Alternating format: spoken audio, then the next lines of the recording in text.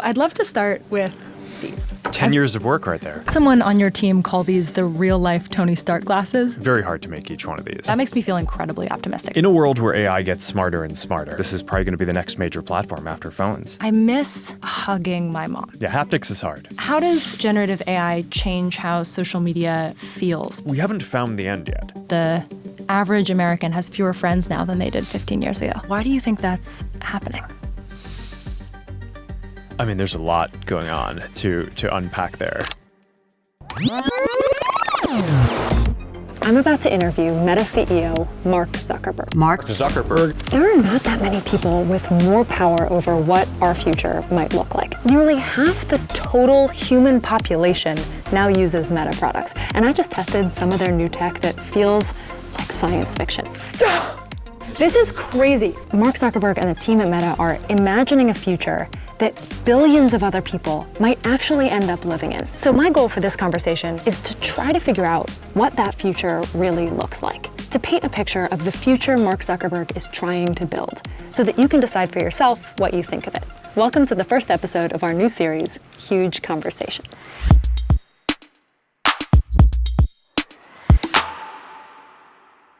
Hey, good to meet you. Yeah, looking forward to it. Awesome. I'd love to tell you what my goal is of this conversation. Go for it. So we have a show called Huge If True, which is this very optimistic show about science and technology and the potential futures that we can build. And in every episode, we're sort of exploring what does it look like if you play a certain technological future out. And so my goal in this conversation is to try to help people see the future that you're imagining when you're building the products that you and the Meta team are building. What are you imagining this looks like in the future? How are you imagining people use this? Sure. All of that. Yeah. Cool. All right. Awesome. So I'd love to start with these. Let's do it. 10 years of work right there. I got to demo them a little bit earlier today. I heard someone on your team call these the real-life Tony Stark glasses, We're getting there. but I'd love to just hear in your voice, what are these? Well, these are the first full holographic augmented reality glasses, I think, that exist in the world. We've made, I think it's a few thousand or something, right? Very hard to make each one of these. But this is the culmination of 10 years of research and development that we've done to basically miniaturize all the computing that you need to have glasses, not a headset, but glasses that can put full holograms into the world with a wide field of view. So you can imagine sort of in the future, we'd be having a version of this conversation where, you know, maybe I or you are not even here. It's like one of us is physically here and the other one is here as kind of a full body hologram. And it's not just a video call. You can actually interact. You can do things. I mean, in the demo, we had the ping pong and games and things like that. But I mean, you can interact. You can work together. You can play poker, play chess, whatever. Like the holographic cards, holographic board game. I just think it's going to be wild. It's going to remake, I think, so many different fields that we think about today, from how we work and productivity to a lot of things around science, a lot of things around education, entertainment, fun, gaming. But this is just the beginning. This is the first version. It's a prototype version that we've made in order to develop the next version, which is hopefully going to be the consumer one that we sell to a lot of people. Why build these? Well, I think it's going to be the next major computing platform. So if you look at like the grand arc of computing over time, you've gone from like mainframes to computers that basically like live on your desk or on a tower, to phones that you have in your hand that you basically can take with you everywhere that you want, but it's pretty unnatural, right? It takes you away from the world around you. And I think that the trend in computing is it gets more ubiquitous, it gets more natural, and it just gets more social, right? So you want to be able to interact with people in the world around you. And I think that this is probably going to be the next major platform after phones. I'll give these to you. These are the clear ones that show all of the whole technology. thing is a special edition, and this is like a really special edition.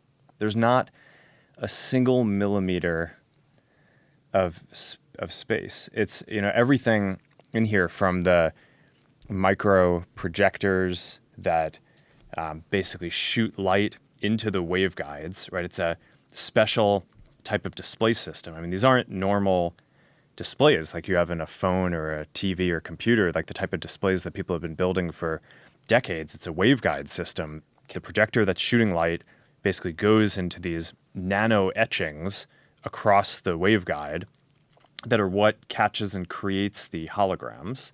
In order to synchronize that with where you're looking, there's eye tracking and little cameras. They illuminate your eyes.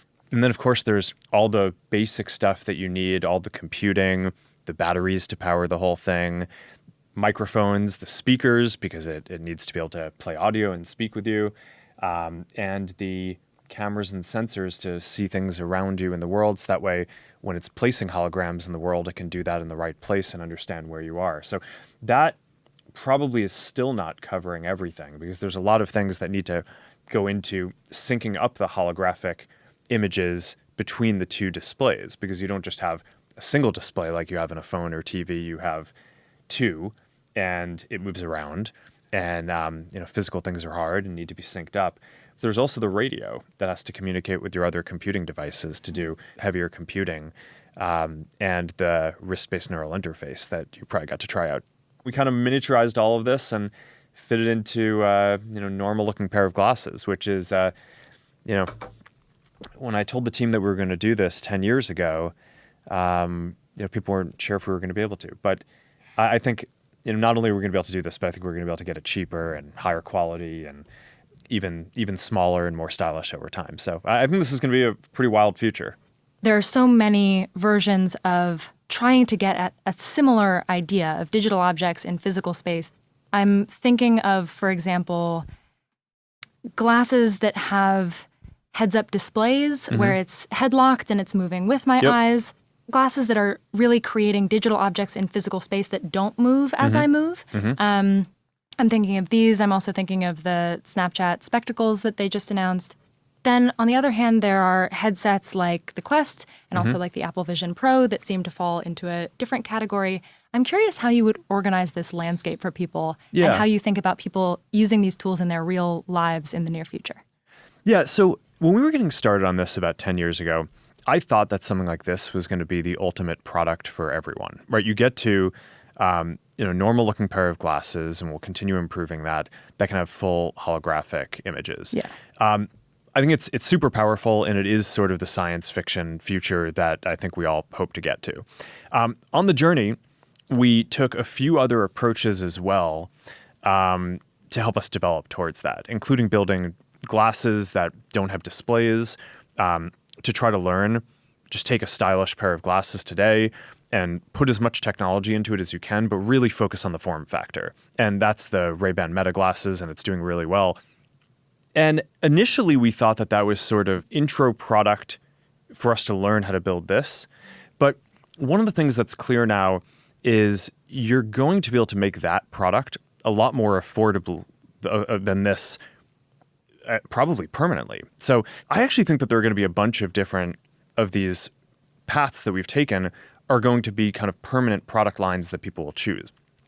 I think you'll see displayless glasses like the Ray-Ban Metas continue to get better and better, great for AI, no display, but you can talk to it can talk back. I think that there's going to be something in between these that's basically a heads-up display. So it's not a 70-degree field of view.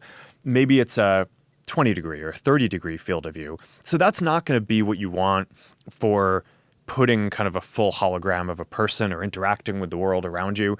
But it's going to be great for when you're talking to AI, not just having voice, but also being able to see what it's saying. Yeah. Right? Or being able to text someone with your wrist-based neural interface and then have their text show up rather than having it read to you, which is we read faster than we can listen.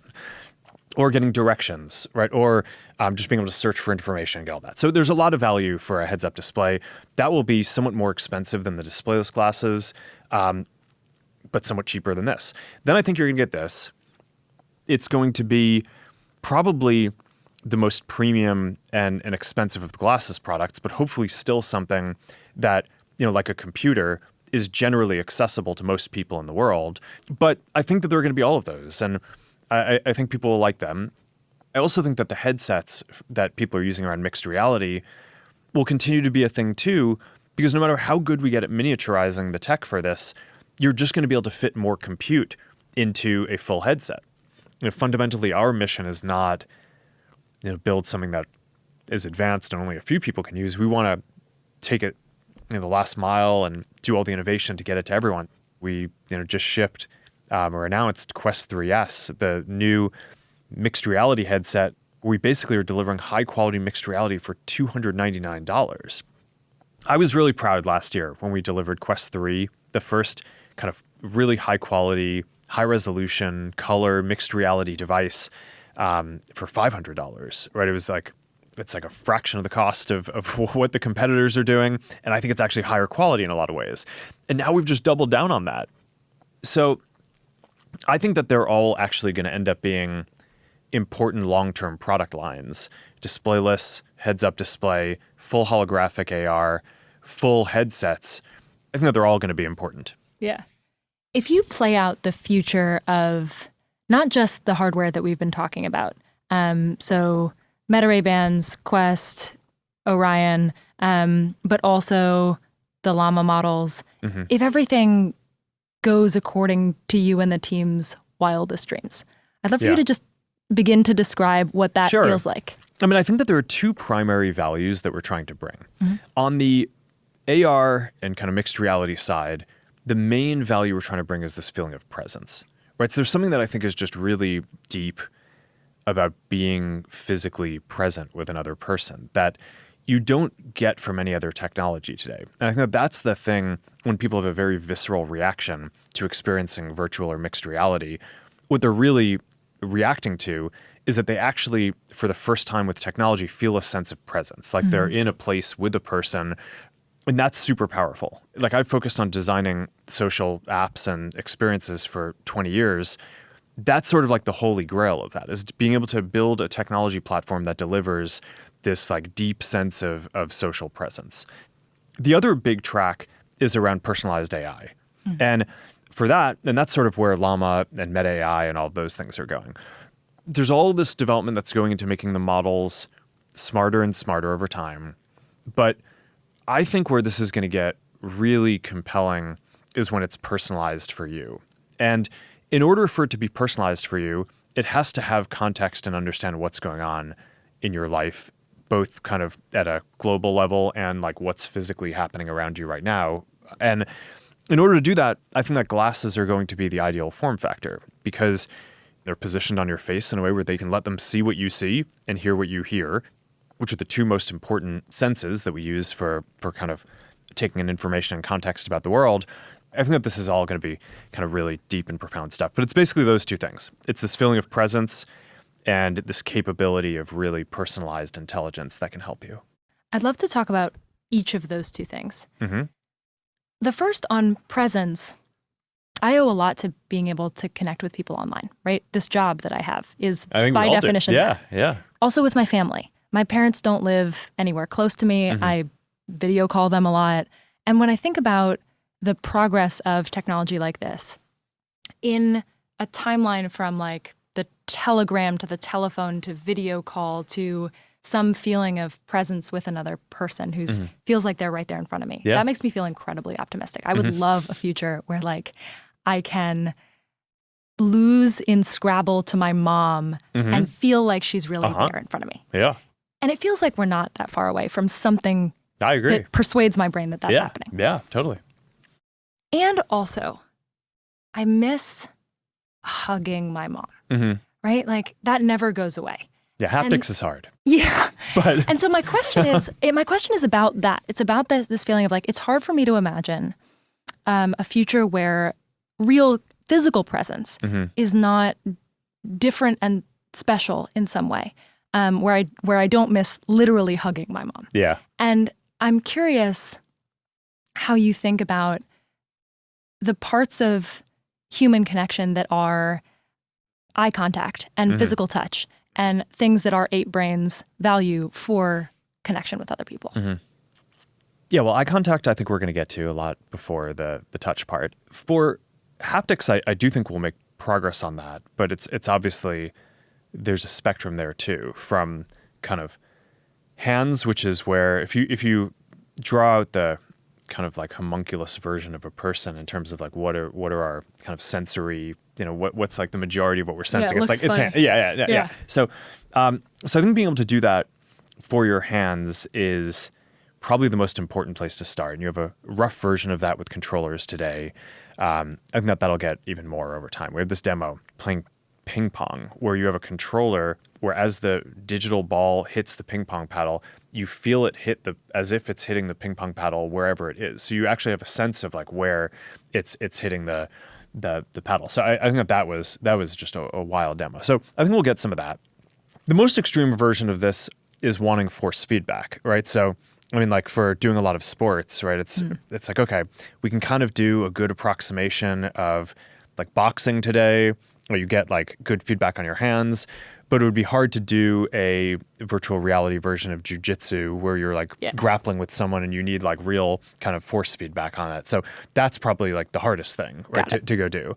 But I think we'll get there. I think like most science fiction, it's not this binary thing that you just like wake up one day and we're like, oh, we've realized all the dreams. But I do think that these platforms are going to be the first time that I think that there's a realistic sense of presence in all the ways that that's special to people for most things that people want to do, which are not the most physical ones. And even some of the basic physical ones I think we'll get. But then there's a long tail of other stuff. I mean, smell is also really important for people. Yeah. Right. I think it's disproportionately important for memories. And that's not really a thing that I think in the next few years we're going to have in any of these devices. I mean, that's a very difficult and challenging thing on its own. What is the piece of that you feel most interested in, that you keep coming back to in your mind? This has the frustrating property to develop that the sense of presence is almost like when you're designing something that's sort of trying to artificially deliver it, you're delivering an illusion to a person. And more than any one thing that provides a sense of presence, it's actually more the case that any one thing done wrong breaks the sense of presence. You kind of know that you're interacting with technology, but it's so convincing that that you just kind of go along with it. And you're like, okay, yeah, no, this person feel like they're there, right? When I did that ping pong demo, at the end of it, I dropped the ping pong paddle on the virtual table and it shattered. So that was not the best for our internal development, but like that's winning in our development, right? It's like when you feel like something is kind of so realistic that you're just convinced that it's there. Now, and there are a lot of things that can break that, right? So I think a field of view that's too low, right? So something feels real, but then you turn your head and it's not there. Latency, right? Physics that don't behave like realistic physics. It also is interesting in some ways what people can accept as physically real, even though it's not, right? So like we've done a ton of work on avatars. We have this whole work stream on codec avatars to do these photorealistic avatars. And I think it's going to be incredibly compelling and people are going to love it. But one of the things that I found interesting is the ability to mix photorealistic and expressive, kind of the cartoony avatars, with photorealistic worlds and kind of more cartoony computer game type worlds. So you can have a codec kind of photorealistic avatar of a person in what is clearly like a video game or cartoon world. And people are generally pretty fine with that. It's like, okay, that feels pretty good. And similarly, having a photorealistic world, but good, increasingly good kind of cartoon avatars, as long as the avatars move in a way that feels authentic to the person you're interacting with, it actually feels pretty good. It's when you look at a 2D still frame of it, some of the stuff can look a little bit silly, and we've certainly had our share of memes around that. But when you're in there, and you've played around with a lot of this stuff, it feels realistic because it's basically mimicking the kind of authentic mannerisms of a person that you're interacting with. Yeah. And even if it's not a codec photorealistic avatar, if it's kind of a more cartoony, expressive one. So I think that's it's very interesting to see kind of which pieces you need to unlock and where you just need to be like very technically excellent and consistent. But it's this isn't a space where it's like you deliver one thing and it's good. This is like there's a wide breadth of things that you need to nail and then have it all come together. And that's why these are, 10-year projects. It seems like an interesting way to learn about the human brain and what we actually care about with respect to what feels real. I was wondering about, there was this moment in an interview that you did with Lex Friedman. You quoted research that says that the average American has fewer friends now than they did 15 years ago. Yeah. And I was so interested in that because it seems like if we want to get to a world where there's more human connection, this is the trend that we're going to have to grapple with. And just to give some data on this, in the American Time Use Survey, over the last 20 years, the amount of time American adults spend socializing in person has dropped by nearly 30%. For ages 15 to 24, according to the Surgeon General, it's nearly 70%. And I look at that data and I think to myself, well, maybe if we're all socializing digitally, that doesn't matter so much. Maybe there's a future where that's actually fine. But there's also data that suggests that we're struggling somewhat. The number of Americans who say that they don't have a single close friend, that share has jumped from 3% to 12% in the last 30 years. It feels to me like with all the tools that we've built for human connection, we're struggling to connect. And I'm curious, why do you think that's happening? I mean, there's a lot going on to unpack there. A lot has changed sort of economically and socially during that period, and a lot of those trends go back before a lot of the modern technology. So I mean, this is something that a lot of academics and folks have studied, but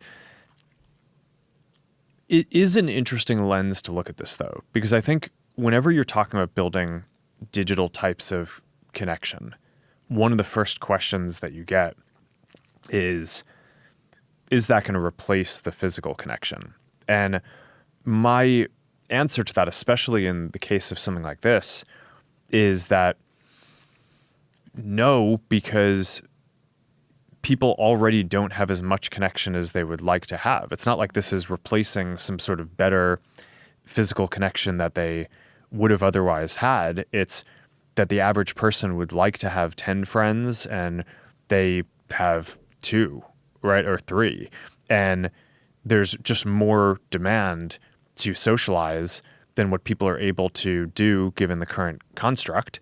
And giving people the ability to be present with people who are in other places physically just seems like it will unlock more. It's not going to make it so, if I have glasses, it's not going to make it that I spend less time with my wife. It's going to make it so that I spend more time with, my sister who lives across the country. And I think that's good. And I think people need that. As for the rest, I think we could probably spend a multi-hour podcast just going into all of the different kind of socio-economic, political dynamics that are going on. But none of the trends that I've seen does it seem like the primary thing that's going on is that because people are interacting online, they're now not interacting with people physically. It's now certainly I think I do interact with people online who I also like to interact with physically, and I think that's kind of like a combination, like more combined, richer relationship that you have overall. But I think that there's a lot going on with the loss of kind of social capital and connections that really predates a lot of the modern technology. The goal of what I'm trying most to learn about is how we can structure the technologies that we use in the future to get toward this future I think you're imagining of more human connection in more ways. I'm curious, you brought up the other big pillar of AI. And in some of your conversations, I'm thinking of a conversation with Tim Ferriss in particular, you talked about a lot of different use cases of AI. And they seem to me to fall on somewhat of a spectrum. Mm-hmm. Like, for example, you mentioned automatic real-time translation. Mm-hmm. It's like basically the Star Trek translator, universal translator. I think we're pretty much there. Yeah. And that's one example on one end of the spectrum where some people might argue that there is a chance that someone is less likely, for example, to learn a language because we can all speak to each other in real time in different languages, I think nobody would really argue that therefore we shouldn't have that kind of universal translator, right? Also, like, a lot one of end people the still spectrum learn that's Latin and Greek. Right, exactly. Yeah, so. And so I think that end of the spectrum is something like technologies that really measurably unlock our humanity because they remove a struggle between people. And then on the other end of the spectrum, there are a lot of educational things, for example, where the struggle is kind of the point, right? Like it's like building a muscle. Like I can think of so many times in my life where like the reason why I was doing something was not the output. It was the fact that I was trying so hard to do it. There's one example in the Tim Ferriss interview where you talked about your kids struggling to articulate themselves emotionally. And adults very much have the same problem. And you talked about AI as a way to help them articulate those emotions. Yeah. And I thought about all of the many times in my life where I have struggled to articulate my emotions and how I really could have used some help in those moments. And I also found myself thinking about the times when that was really building a muscle, where like the act of struggling to communicate with someone and understand what they wanted from me was important to my development. And so my question is, if you think about that as a spectrum between things that are really important to our humanity and the struggle being removed is helpful, versus things where the struggle is the point and it unlocks something about our humanity and is important to preserve, like building a muscle. How do you draw the line between those things, and how do we ensure that the muscles that we're building for this future are stronger and not weaker? Yeah, it's interesting. I mean, I think we're always going to find new things to struggle with. And I mean, you can always get better at communicating with other people and kind of expressing yourself and understanding other people. So having a tool that can help you do that better isn't going to mean that like, oh, now we perfectly understand I think maybe one of the most functional aspects of this, you're already seeing a lot of these AI models really help people with coding, right?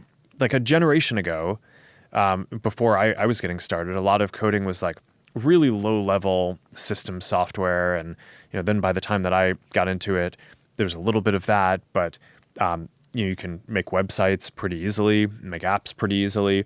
And I think in 20 years or a lot sooner than that, you're going to basically be in a world where kids will be able to just describe the things that they want and build incredibly complex pieces of software. So it's, in that world, are kids going to be not struggling? I don't think so. I think that they're going to be just expressing their creativity, and it'll be this kind of constant iterative feedback loop around like, okay, like, yeah, I took a few minutes to describe this thing, and like, yeah, this whole like amazing virtual world was created that I can now see on my glasses or whatever, but like these things are not exactly what I want them to be. So now I need to like go back and edit them. I don't know. I think that there's always more.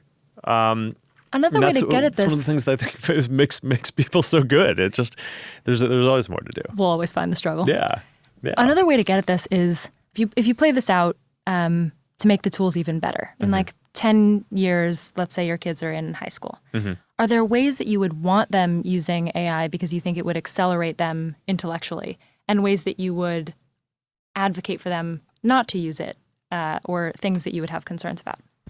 I mean, I think that there's some things that you need to be able to do yourself. I think that that's a lot of the basic fear that people have around this. I agree with that. Is that while we're building these amazing tools, we get away from this self-confidence and ability of being able to do like this basic stuff yourself. So it's like, all right, you have a calculator, but it's still good to be able to do kind of basic math in your head, because there are a lot of things that come up throughout the day that you just want to have a general numeracy around, right? That often they're not expressed in numerical terms, but just in terms of understanding trends or understanding arguments that people are making, you kind of need to understand the shape of how numbers come together. And so I think one of the big debates is like, should we still teach our kids to program computers? Even though you're going to have these tools in the future that are just so much more powerful than anything that we have now to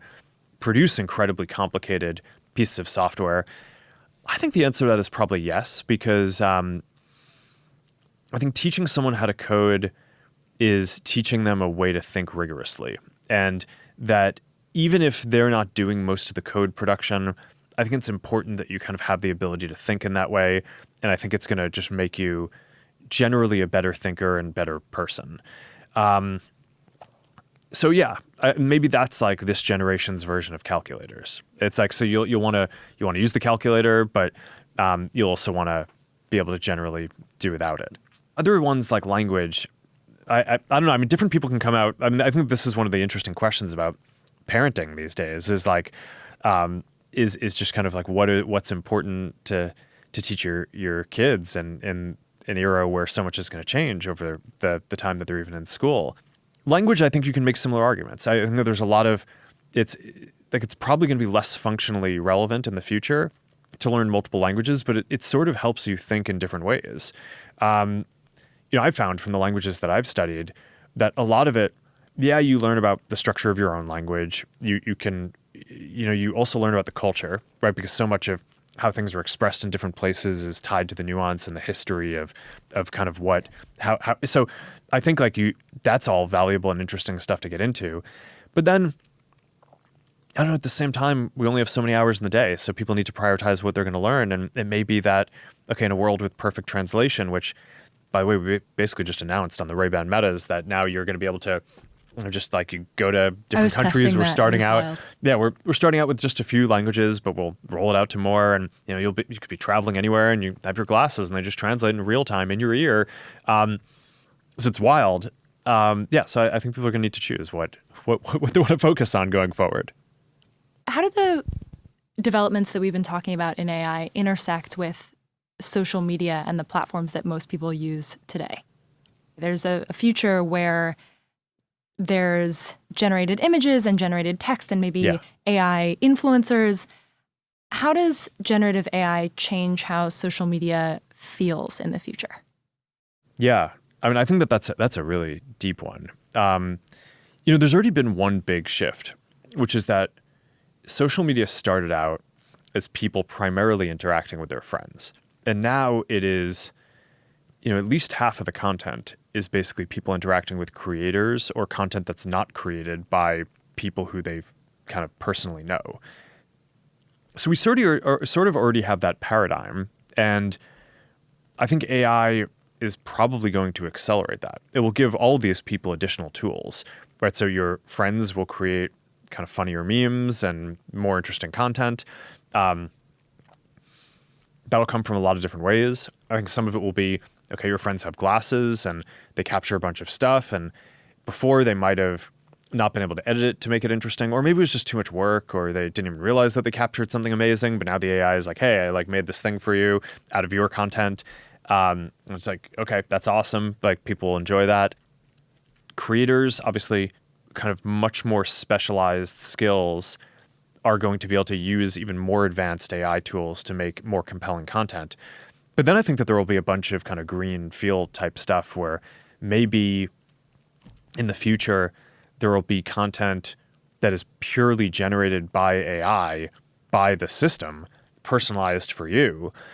Maybe it's summarizing things that are out there that are going to be interesting. Maybe it's just producing something funny that makes you laugh.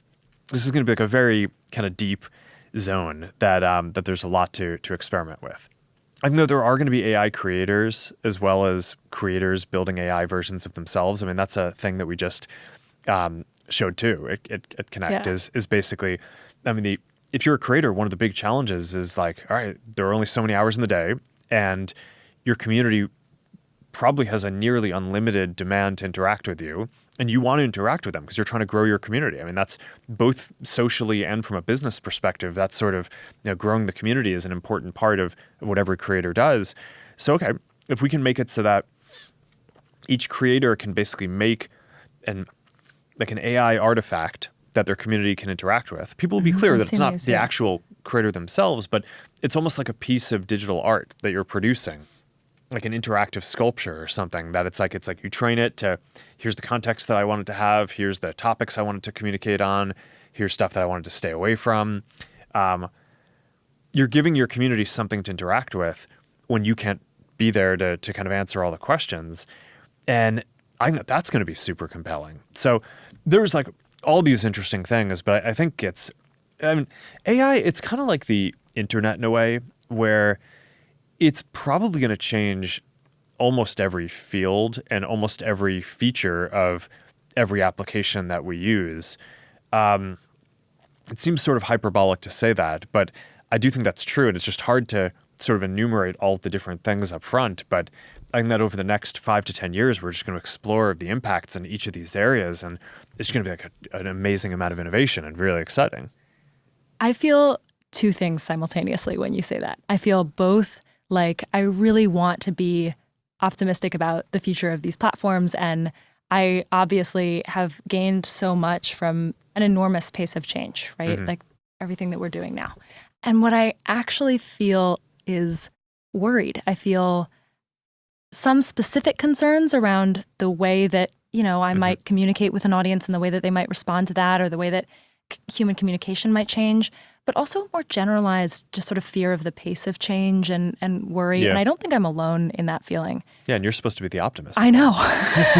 And I'm curious, like, how you talk to people who feel that way. What concerns do you feel are most legitimate, and what do you feel most misunderstood? I think the pace of change is always a concerning thing, right? It's there is a lot of uncertainty about how things will go in the future, and we're all going to get really amazing new tools to do both our hobbies and our jobs, and they'll make it so we can do better work and have better lives. But at least on the professional side, it's going to be our responsibility to keep up with that, or else it's going to be difficult for us to compete with other people who are doing a good job of kind of keeping up with the new trends. So I get it. I mean, I think, especially in the, line of work of being a creator, I mean, it's a very sort of competitive space. I don't think that like creators necessarily think about it as competitive, but it is, right? It's like, it's, and so I get it. I think that this is going to make it so that like the quality of work that people produce and how interesting it is and how much they can communicate and like really efficiently is just going to kind of go through the roof. But when you're staring down a set of changes, like that there's some big change coming and you don't know what it is, that's always a time of anxiety. So I get it.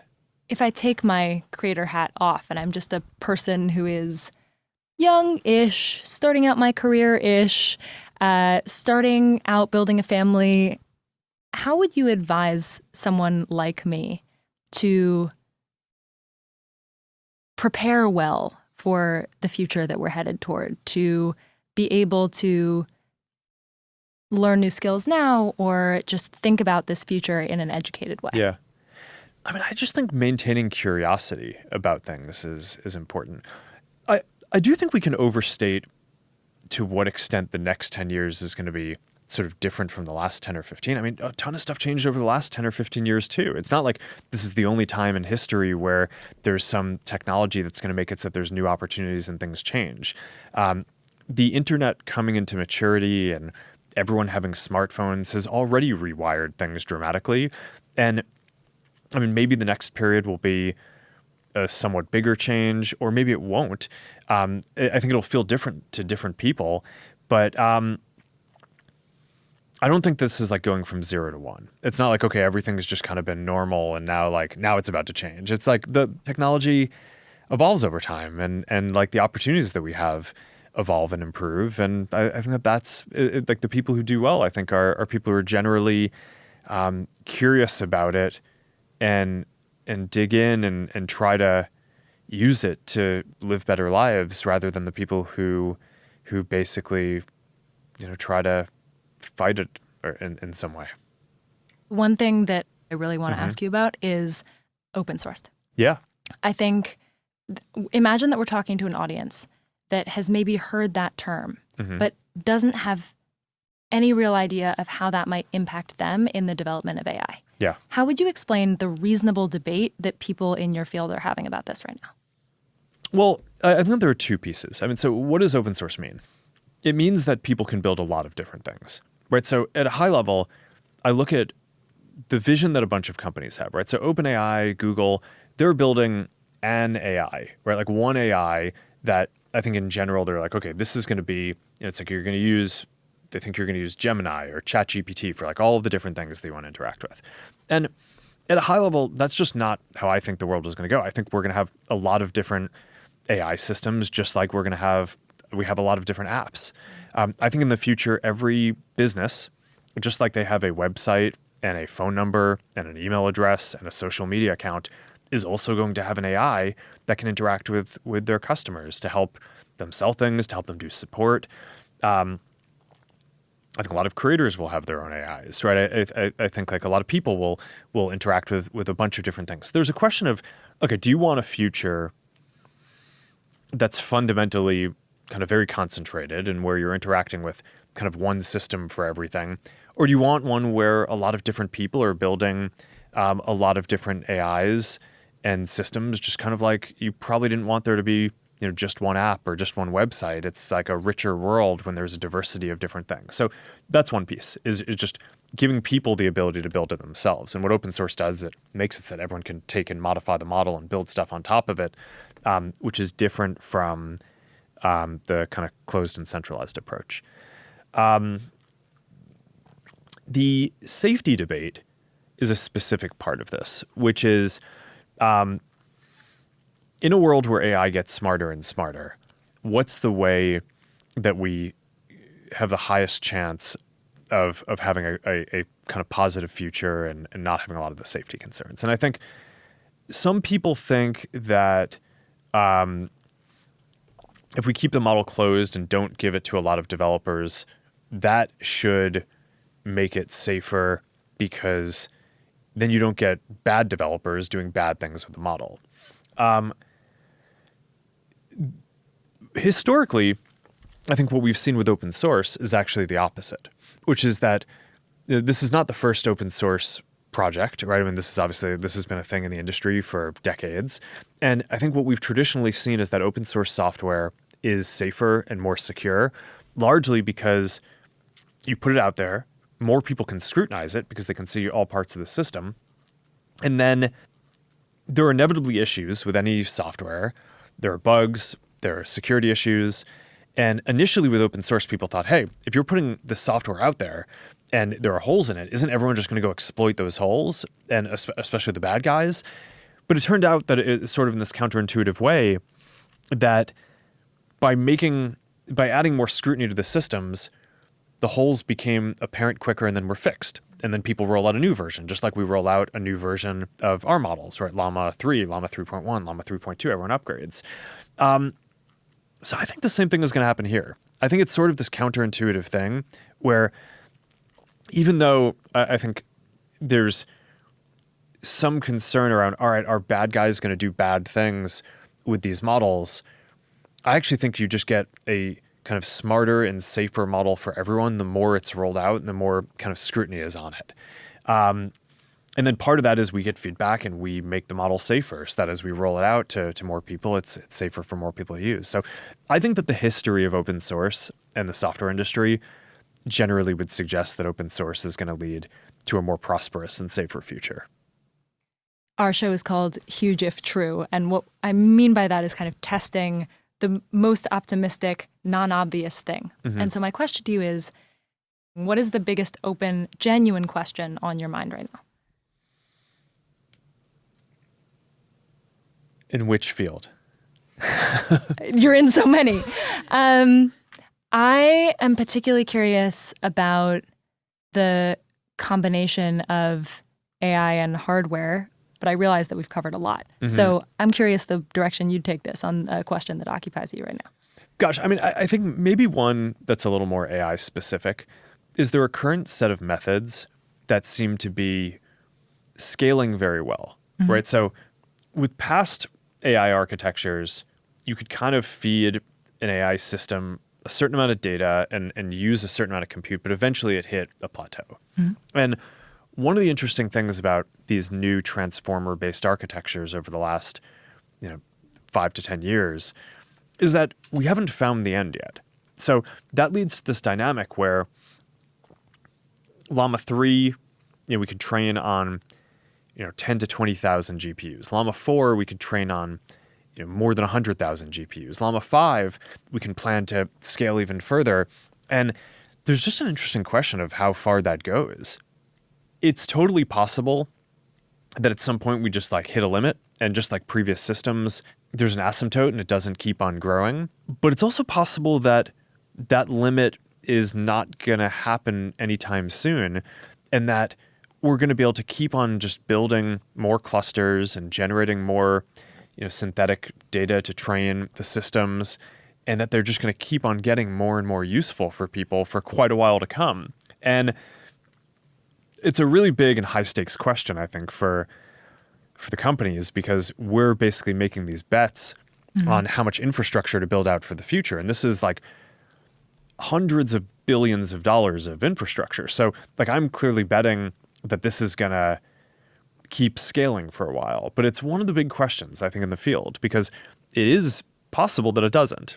That obviously would lead to a very different world where I'm sure people will still figure it out eventually. You just need to make some new fundamental improvements to the architecture in some way. But that might be a somewhat longer trajectory for, okay, maybe, the kind of fundamental AI advances slow down for a bit and we just take some time to build new products around this. Or it could be the case, and that's what I'm betting on, that the fundamental AI will just continue advancing for quite a while, and that we're going to get both a new set of products that are just really compelling in all these ways, and that the technology landscape and what's possible will just continue being dynamic over like a 20-year period. And that's probably what I'd guess is going to happen.